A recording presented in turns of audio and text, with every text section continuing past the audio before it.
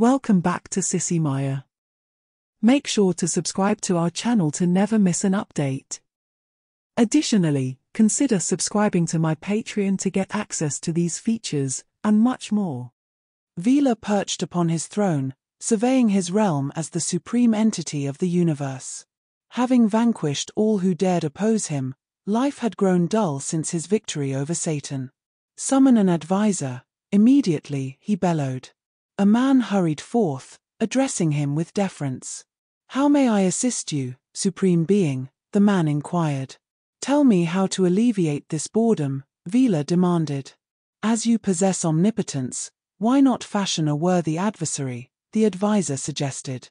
"Tried that, no thrill," Velar dismissed, watching the man flee, then disintegrating him with a gesture. "Bring forth another advisor," he commanded, settling back. "Hopefully, this one would offer a more innovative solution," he mused. Another man approached, acknowledging Velar's superiority.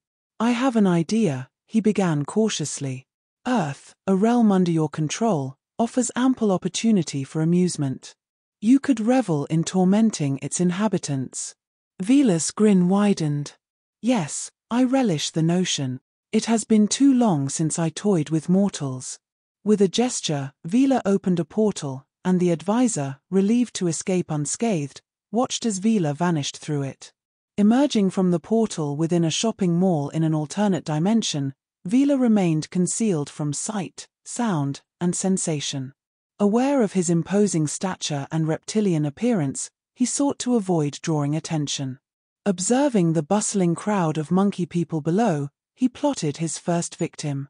Spotting a despondent man on a bench named David, Velar delved into his thoughts, learning of his job loss due to technological advancements and yearning for simpler times.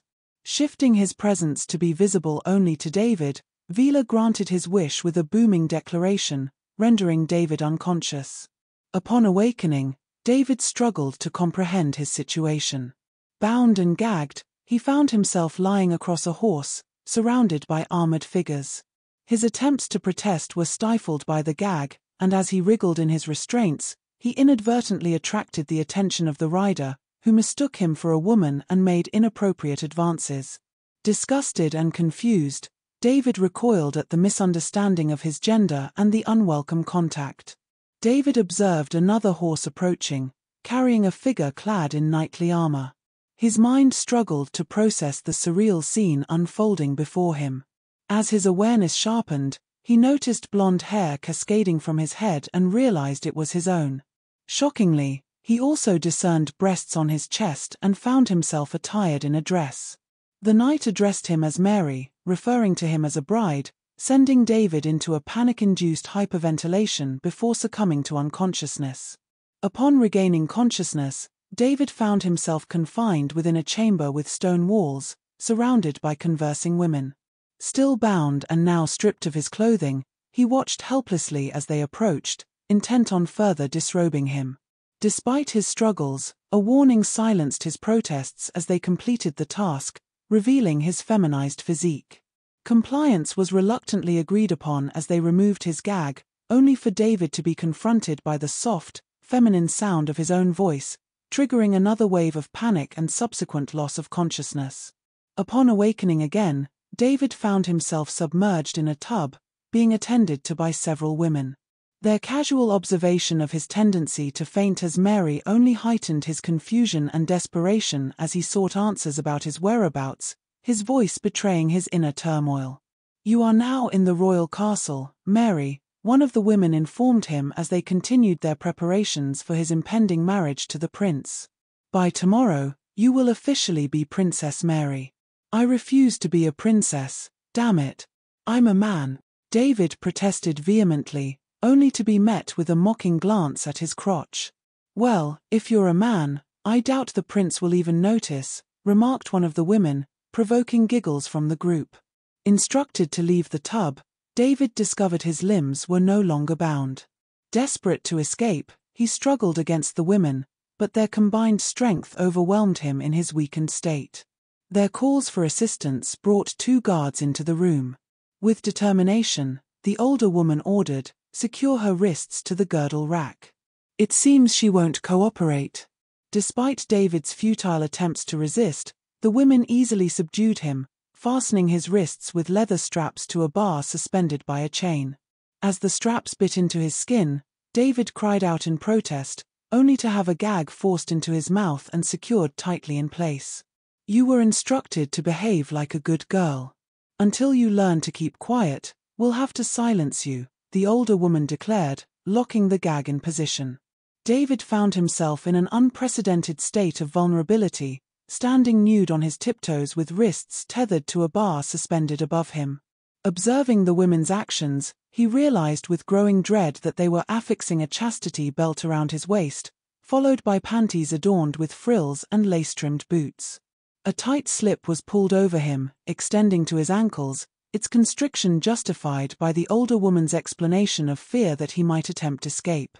Humiliation engulfed him as he comprehended his predicament, trapped within a female form, dressed as a bride for a wedding he never consented to. As they secured a tight girdle around him, restricting his movements, David's sense of helplessness deepened. Forced into a voluminous wedding dress, he resigned himself to compliance, knowing escape was futile. Upon the Queen's entrance, the women retreated, leaving David alone with her scrutiny. She expressed disappointment in his suitability as her son's partner, citing social class disparities. However, she offered a reprieve, presenting David with a choice: marriage to her son or facing a fate of slavery or servitude to her soldiers. Eager for any chance of liberation, David inquired with a fragile voice, to which the Queen responded with the stark reality of his options. "Yes," David replied with resignation, acknowledging his lack of genuine choice in the matter, opting for the option least unfavorable. "Excellent," the Queen remarked. "I always endeavor to fulfill my son's desires. Consider your choices carefully, so you may embrace your circumstances." The wedding proceeded later that night, with David reluctantly assuming the role of princess. Following the ceremony, they retired to the prince's chambers, where the prince's advances were met with David's revulsion. Despite his resistance, the prince overpowered him, consummating their marriage against David's will. In the morning, the prince issued a stern ultimatum to his new bride, emphasizing her sole purpose as providing heirs to the throne, under threat of execution. Left despondent, David's anguish was interrupted by the sudden appearance of a towering demon, Velar. "You orchestrated this, didn't you?" David accused. "Indeed, my dear Mary," Velar chuckled, relishing in David's plight. "I trust you're enjoying your new existence. Mary was content in your body until her untimely demise." Realizing the irreversibility of his situation, David pleaded with Velar to transform him back into a man, only to be met with laughter and refusal. Velar reveled in David's distress, informing him of his unexpected pregnancy, a cruel twist of fate. Overwhelmed with despair, David questioned Velar's motives, to which the demon declared himself as Velar the tormentor, reveling in his sadistic role. With a final taunt, Velar vanished, leaving David to grapple with his newfound destiny as a vessel for childbirth, an inescapable fate ensured by Velar's malevolence. "Playing with these monkey people brings such amusement," he pondered.